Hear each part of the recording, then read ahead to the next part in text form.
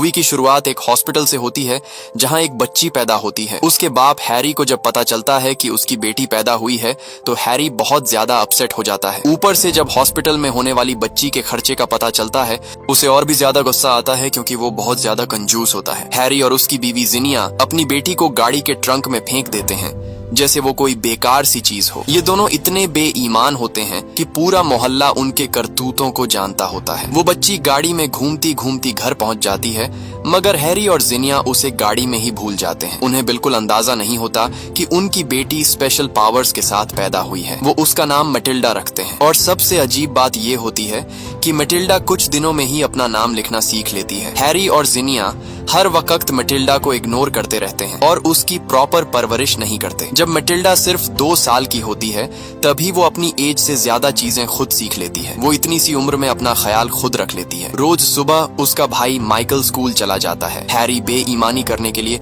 अपनी गाड़ियां बेचने चला जाता है जबकि जिनिया अपनी फ्रेंड्स के साथ जुआ खेलने चली जाती है। मैटिल्डा घर में अकेली रहती है लेकिन मैटिल्डा इस अपॉर्चुनिटी का यूज करके अपना फेवरेट ब्रेकफास्ट बना लेती है। जब वो 4 साल की होती है तब तक वो घर में मौजूद सारी मैगजीन्स पढ़ चुकी होती है।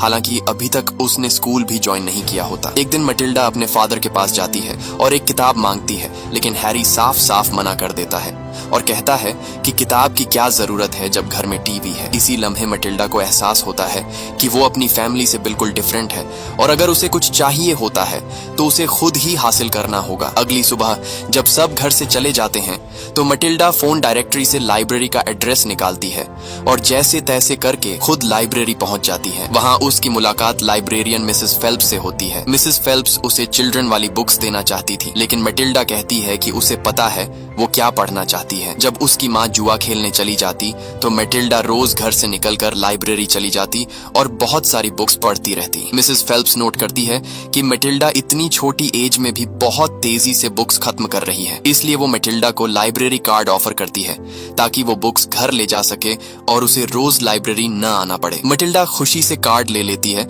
और बहुत सारी बुक्स घर ले जाकर पढ़ना शुरू कर देती है। इसी तरह कई सालों तक चलता रहता है और मैटिल्डा 6.5 साल की हो जाती है लेकिन उसके पेरेंट्स को फिर भी पता नहीं चलता कि वो रोज बुक्स पढ़ती है। मैटिल्डा को दुख होता है जब वो अपनी उम्र के बच्चों को अपने पेरेंट्स के साथ खेलते देखती है लेकिन किताबें ही उसकी असल दुनिया और उसकी खुशी होती है। एक दिन हैरी उसके कमरे में आता है और इतनी सारी किताबें देखकर हैरान रह जाता है। वो कहता है कि 4 साल की बच्ची इतनी किताबें कैसे पढ़ सकती है। तब मैटिल्डा उसे बताती है कि वो 4 नहीं बल्कि 6.5 साल की हो चुकी है और अब तक उसे स्कूल में होना चाहिए था। हैरी उसकी किताब छीन कर फेंक देता है और उसे जिनिया के पास ले जाता है ताकि उसकी उम्र कंफर्म कर सके। हैरानी की बात यह होती है कि उसकी माँ को भी लगता होता है कि मैटिल्डा अभी सिर्फ 4 साल की है। ये सब उनकी लापरवाही का नतीजा होता है। मैटिल्डा उनसे कहती है कि मुझे स्कूल जाना है लेकिन हैरी साफ मना कर देता है। मैटिल्डा बहुत उदास हो जाती है। उसका भाई माइकल उस पर मार्शमैलोज फेंकता है और मैटिल्डा अकेली बैठकर रोती रहती है। उसका दिल चाहता है कि उसके भी वैसे ही फ्रेंड्स हों जैसे वो बुक्स में पढ़ती है। इसी लम्हे मैटिल्डा अपनी एक नई सुपरनैचुरल पावर डिस्कवर करने वाली होती है। एक दिन हैरी बहुत खुश होकर घर आता है क्योंकि उसने अपनी सारी गाड़ियां बेच दी होती हैं। वो अपने बेटे माइकल से कहता है कि आज के टोटल प्रॉफिट्स कैलकुलेट करो और हर गाड़ी की बाइंग और सेलिंग प्राइस बताता है। आज हैरी ने बहुत से लोगों को लूटा होता है। माइकल ठीक से लिख भी नहीं पा रहा होता। तब मैटिल्डा फौरन दिमागों में कैलकुलेशन करके टोटल प्रॉफिट बता देती है। सब लोग हैरान रह जाते हैं और चेक करने पर पता चलता है कि मैटिल्डा का आंसर बिल्कुल सही था। हैरी को लगता है कि उसने चीटिंग की है, इसलिए वो मैटिल्डा को धमकी देता है कि अगर तुमने मुझसे चालाकी करने की कोशिश की तो मैं तुम्हें सजा दूंगा। तब मैटिल्डा को समझ आता है कि सजा क्या होती है और वो फैसला करती है कि अब वो अपने बाप को सजा देगी। मैटिल्डा अगली सुबह हैरी और जिनिया के उठने से पहले उनके रूम में जाती है और हैरी की हेयर ऑयल की बोतल खाली करके उसमें जिनिया का ब्लॉन्ड हेयर डाई डाल देती है और उस बोतल को अपनी जगह पर रखकर चुपके से रूम से निकल जाती है। हैरी रोज की तरह उठकर ऑयल अपने बालों में लगा लेता है और माइकल से कहता है कि आज मैं तुम्हें अपनी दुकान पर ले जाऊंगा, कल तुमने मेरा बिजनेस भी तो संभालना है। हैरी अपने बेटे माइकल को बताता है कि लोग मेरी शक्ल देखकर गाड़ियां खरीदते हैं,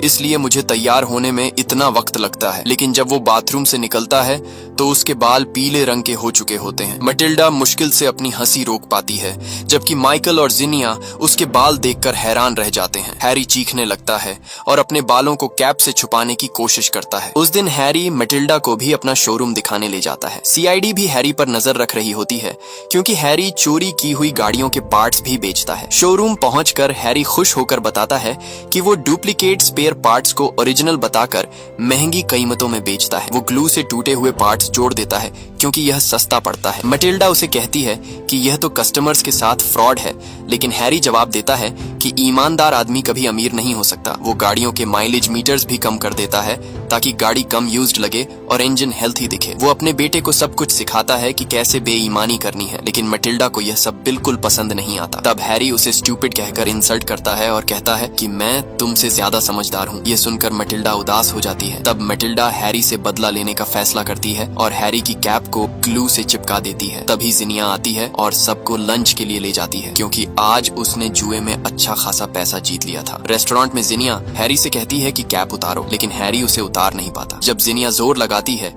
तो हैरी दर्द से चीखने लगता है और रेस्टोरेंट के लोग उन्हें देखने लगते हैं। मटिल्डा ये सब देखकर अंदर ही अंदर बहुत खुश होती है। सिचुएशन इतनी खराब हो जाती है कि जिनिया गिरकर दूसरे लोगों की टेबल भी गिरा देती है और उनकी सबके सामने बेइज्जती हो जाती है। घर वापस जाकर जिनिया बड़ी मुश्किल से हैरी की कैप काट कर निकालती है, लेकिन उसके कुछ पीसेस अभी भी हैरी के सर से चिपके रहते हैं। रात को सब टीवी देख रहे होते हैं। हैरी माइकल और मटिल्डा से कहता है कि लाइट्स बंद करो। माइकल फौरन लाइट्स बंद कर देता है, लेकिन मटिल्डा लाइट बंद नहीं करती क्योंकि वो किताब पढ़ रही होती है। हैरी गुस्से में लाइट ऑफ करता है और उसकी किताब छीनकर फाड़ देता है और उसे जबरदस्ती टीवी देखने पर मजबूर करता है। मटिल्डा बहुत ज्यादा अपसेट हो जाती है और गुस्से से टीवी को देखने लगती है। अचानक टीवी फट जाता है और पूरी तरह टूट जाता है। सब लोग हैरान रह जाते हैं और किसी को समझ नहीं आता कि यह कैसे हुआ। असल में मटिल्डा ने अपनी हिडन पावर से टीवी तोड़ा होता है। कुछ वक्त बाद एक स्कूल प्रिंसिपल हैरी के शोरूम पर आती है, जिसका नाम ट्रंचबुल होता है। वो हैरी से कहती है कि उसका स्कूल डिसिप्लिन के लिए मशहूर है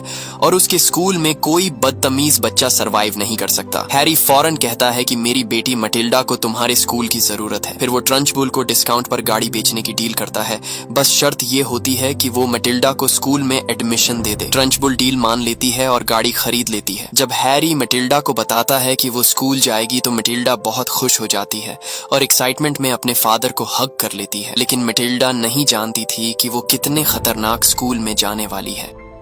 अगले दिन हैरी मटिल्डा को स्कूल छोड़ने जाता है, लेकिन जब मटिल्डा स्कूल देखती है तो बुरी तरह शॉक्ड हो जाती है, क्योंकि स्कूल का एनवायरनमेंट बिल्कुल वैसा नहीं होता जैसा उसने सोचा था। फिर भी वो दिल में सोचती है कि स्कूल न जाने से यहाँ आना बेहतर है। तभी स्कूल की प्रिंसिपल सामने आती है और उन्हें देखते ही पूरे स्कूल में सन्नाटा छा जाता है। सब बच्चे उसे देखते ही डर जाते हैं। उसके हाथ में हमेशा एक छड़ी होती है। मटिल्डा भी डर जाती है और पीछे जाकर छुप जाती है। वहाँ उसकी मुलाकात लैवेंडर और हॉर्टेंसिया से होती है। मटिल्डा उनसे पूछती है कि क्या प्रिंसिपल सच में छड़ी से मारती है। दोनों उसे बताती हैं कि प्रिंसिपल सिर्फ मारती ही नहीं बल्कि उससे भी ज्यादा खौफनाक सजा देती है। वो बताती हैं कि प्रिंसिपल ने कल एक लड़के को क्लास में बबल खाते हुए पकड़ लिया था और प्रिंसिपल ने उसे उठाकर सीधा खिड़की से ही बाहर फेंक दिया था। वो मटिल्डा को यह भी बताती हैं कि प्रिंसिपल पहले ओलंपिक गेम्स खेलती थी, इसलिए वो बहुत ज्यादा पावरफुल है। उसकी सबसे डेंजरस सजा चौकी है, जो एक छोटा सा अंधेरा कमरा होता है। उस कमरे की दीवारों और दरवाजे पर कीलें लगी हुई हैं। ये सुनकर मटिल्डा और भी ज्यादा डरने लगती है। इसी दौरान प्रिंसिपल एक लड़की अमांडा को देख लेती है, जिसके बाल लंबे होते हैं। वो फौरन उसे कहती है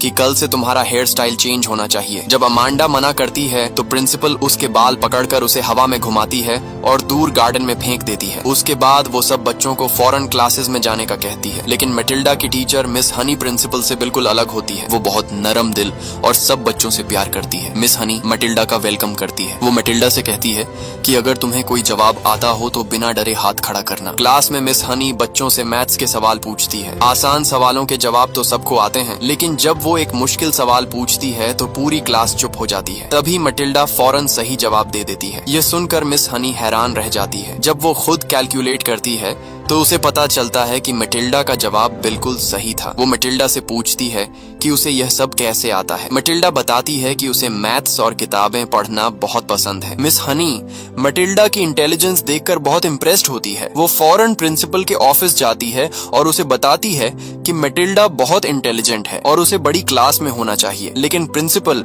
उसकी बात गलत समझ लेती है। वो समझती है कि मिस हनी मटिल्डा से जान छुड़ाना चाहती है, इसलिए वो कहती है कि अगर तुम मटिल्डा को संभाल नहीं सकती तो मैं उसे चौकी में बंद कर देती हूँ। यह कहकर प्रिंसिपल उसे रूम से निकाल देती है। स्कूल के बाद मटिल्डा घर वापस आती है। वो बहुत एक्साइटेड होती है और अपनी माँ को स्कूल के बारे में बताती है, लेकिन उसकी माँ फोन पर अपनी दोस्त से बात करने में बिजी होती है और मटिल्डा को इग्नोर करती रहती है, जिसकी वजह से मटिल्डा उदास हो जाती है। जब रात को सब लोग टीवी देख रहे होते हैं तो अचानक दरवाजा नॉक होता है। हैरी जब दरवाजा खोलता है तो बाहर मिस हनी खड़ी होती है। हैरी को लगता है कि मटिल्डा ने स्कूल में कोई शरारत की होगी, इसलिए वो मटिल्डा पर चिल्लाना शुरू कर देता है और उसे कमरे में जाने का कहता है। फिर हैरी दरवाजा बंद करने लगता है क्योंकि उसे टीवी देखना होता है, लेकिन मिस हनी उसे रोक कर कहती है कि अगर टीवी तुम्हारी बेटी से ज्यादा इम्पोर्टेंट है तो तुम अच्छे बाप नहीं हो। आखिर हैरी दिल पर पत्थर रखकर उसे अंदर आने देता है। उसके बाद मिस हनी मटिल्डा के पेरेंट्स को बताती है कि उनकी बेटी बहुत जीनियस है और अगर उसे अच्छी एजुकेशन मिले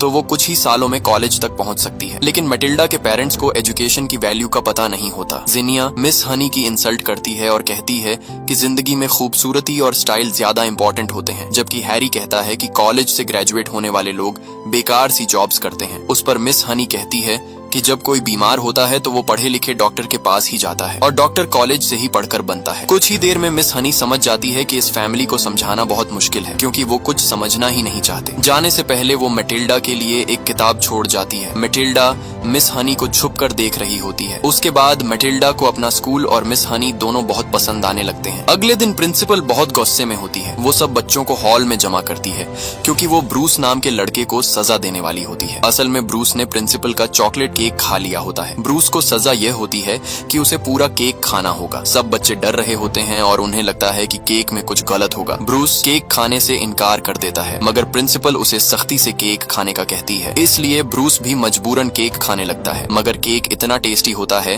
कि ब्रूस थोड़ी ही देर में पूरा केक निगल जाता है और उसे कुछ नहीं होता। तभी प्रिंसिपल बहुत बड़ा केक मंगवा लेती है और उसे भी खत्म करने का ऑर्डर देती है। ये देखकर ब्रूस घबरा जाता है क्योंकि वो पहले ही बहुत ज्यादा खा चुका होता है, लेकिन उसके पास कोई और ऑप्शन भी नहीं होता। वो आहिस्ता आहिस्ता केक खाता रहता है, लेकिन वो ज्यादा खाकर थक जाता है और बेहोश होने लगता है। लेकिन तभी मटिल्डा के साथ मिलकर पूरी क्लास उसे चीयर करती है और हौसला देती है। ब्रूस पूरी एनर्जी से उठता है और केक पूरी ताकत से खाने लगता है। ब्रूस जैसे तैसे करके वो केक खा जाता है और सभी बच्चे खुशी से चीखने लगते हैं। प्रिंसिपल गुस्से से पागल हो जाती है और सारे बच्चों को 5 घंटे एक्स्ट्रा स्कूल में रोकने की सजा देती है। जब रात को मटिल्डा घर वापस आती है तो वो देखती है कि सीआईडी उनके घर के बाहर खड़ी है। वो अपने पेरेंट्स को सीआईडी के बारे में बताती है, लेकिन हमेशा की तरह वो उसकी बात को सीरियस नहीं लेते। कुछ दिन बाद स्कूल ट्रिप के दौरान लैवेंडर को एक छिपकली मिलती है और वो उसे अपने पास रख लेती है। अगले दिन जब प्रिंसिपल स्कूल आती है तो उसकी गाड़ी खराब हो चुकी होती है क्योंकि मटिल्डा के बाप ने उसे खराब गाड़ी बेची होती है। इसलिए प्रिंसिपल गुस्से में मटिल्डा को चौकी में बंद कर देती है।